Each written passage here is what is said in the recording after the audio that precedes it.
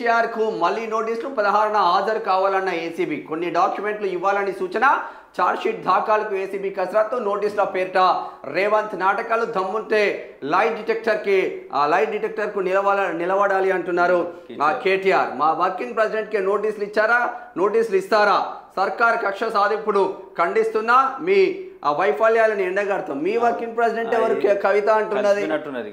కవిత అంటున్నది ఇప్పుడు కవిత మళ్ళీ కేసీఆర్ కలిసిపోయేలా మా వర్కింగ్ ప్రెసిడెంట్ అంటున్నారు దయ్యాలని చుట్టూ మా కేసీఆర్ దేవుడు దయాలు చుట్టూ దయాలు నా లెటర్ కేటీఆర్ బయట పెట్టిన నువ్వే చెప్పినావు కదా ఎందుకు ఈ డ్రామాలంతా ఈ కల్వకుట్ల డ్రామా కాదా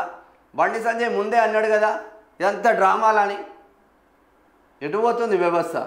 16 తారీఖున రైతు భరోసా ఇస్తున్నారు 16 తారీఖుననే కేటీఆర్కు నోటీసులు